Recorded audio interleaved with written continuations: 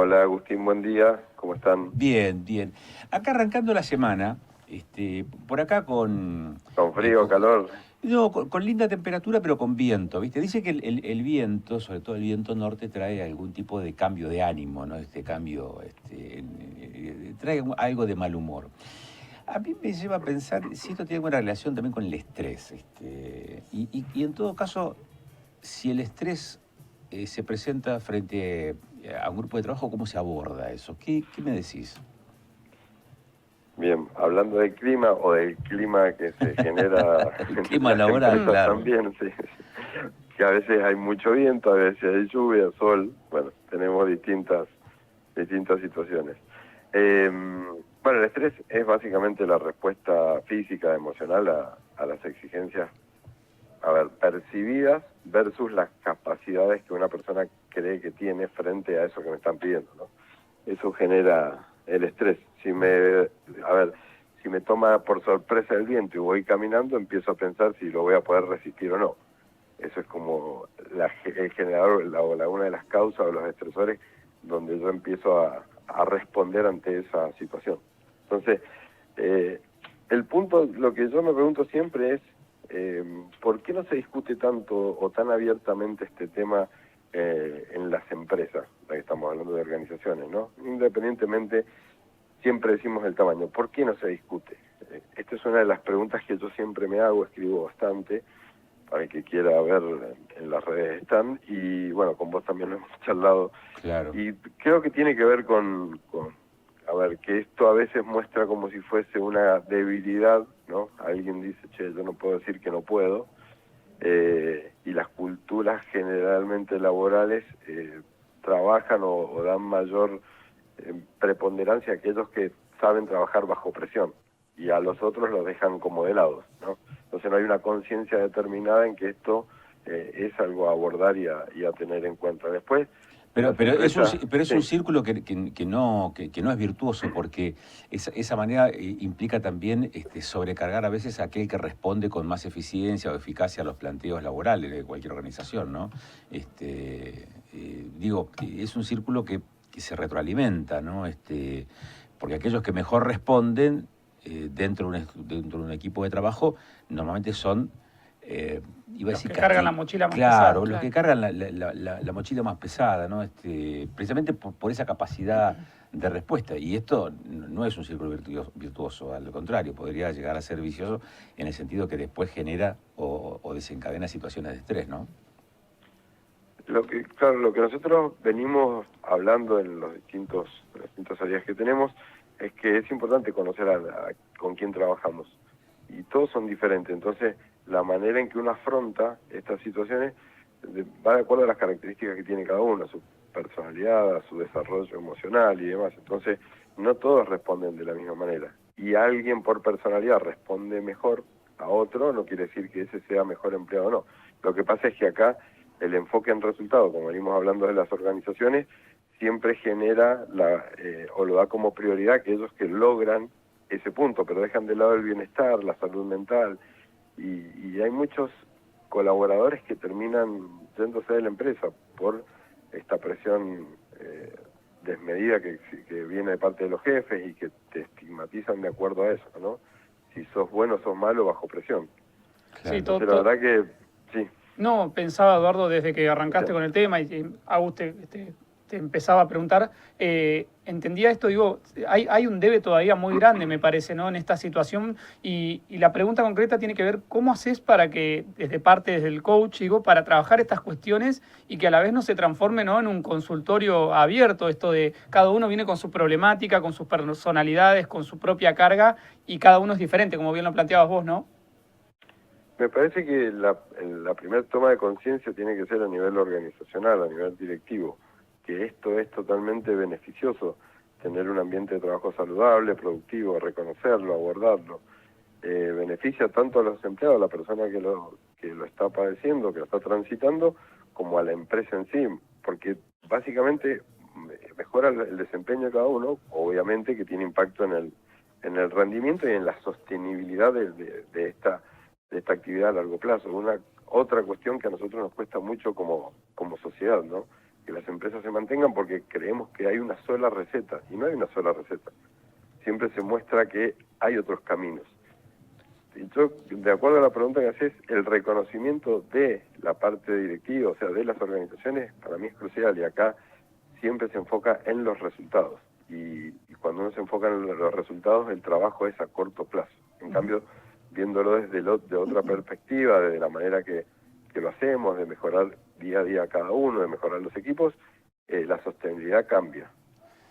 Te pregunto, recién te escuchaba y pensaba, digo, en mi vida he trabajado de diferentes cuestiones y recuerdo un paso puntual en una empresa donde había justamente esto, ¿no? Un clima de estrés, un mal clima laboral de la empresa en sí mismo, digo, de los empleados en cada una de las áreas. ¿Pasa esto, digo, que concretamente una empresa puede no triunfar o no avanzar justamente por no poder consolidar un equipo referido a esto, ¿no? Lo que estamos hablando, los problemas de estrés y de convivencia? Sí, totalmente, totalmente. Vos podés tener la mejor idea, la mejor planificación, los mejores recursos tecnológicos y demás materiales, pero si no tenés un buen clima laboral, no tenés a las personas adecuadas, no tenés un buen liderazgo, una buena cultura, el proyecto no va a prosperar. La incidencia que tiene sobre el rendimiento en general de lo que nosotros medimos siempre en el aspecto mental, mínimamente es el 50%. Después tener los recursos técnicos de cada uno, las habilidades y demás. Pero si mentalmente no estás en condiciones lógicas, tu rendimiento cae, o sea, tu proyecto no va a prosperar, no va a lograr sostenerse en el tiempo. Con lo cual, la búsqueda pues yo no sé si estoy haciendo un mal uso del término, pero el recurso humano, digamos, o del capital humano, digamos, de las personas que integran, digamos, tu planta operativa, la búsqueda de esos recursos es una tarea, me parece, cada vez más exigente, ¿o no? Es un gran punto el que tocas. Yo sigo también con la idea que recursos humanos no puede ser un área vinculada a la dirección, tiene que ser un área que tenga una definición propia, obviamente trabajando para la empresa, porque si no siempre se siguen los lineamientos emocionales, estoy hablando, ¿no? Que se entienda, de la dirección. Entonces siempre los jefes tienen razón y no se escucha la otra parte. Y lamentablemente, cuando, por ejemplo, alguien padece estrés, ocupe el puesto que sea, y denuncia, habla, o el canal que utilice, ya se lo mira de una manera rara, extraña. Y la verdad que es un tema que necesita ser abordado. Por lo tanto, los profesionales de recursos humanos tienen que tener esta alerta, estas antenas paradas para poder detectar y abordar de manera lógica, porque cuando algo sucede en una organización de este tipo y hay un pequeño ruido, quiere decir que algo muy grande está pasando por abajo, porque normalmente nosotros detectamos los comportamientos visibles, y los no visibles, si no estás muy ahí, si no estás al lado, si no estás en el día a día, hablando, preguntando cómo te sentís, no lo detectas. Y eso es lo que socava los pilares de cualquier organización. Así que lo que decís es totalmente estratégico. Es imprescindible que las empresas tengan gente, recursos humanos, con esta mirada humana. Lamentablemente es contrario, pero no sucede. Claro. Eduardo, todo el campo del conocimiento vinculado a recursos humanos, me imagino además que debe ser un área muy dinámica, con innovación permanente, o todavía se sigue manejando con algunas fórmulas predeterminadas de hace un tiempo a esta parte. Todavía, también lo hemos visto como en lo que nos tocó trabajar, todavía se sigue usando metodologías antiguas, y este es uno de los desafíos. ¿Cuándo se va a medir el estrés? ¿Cuándo se va a generar canales de comunicación, de diálogo?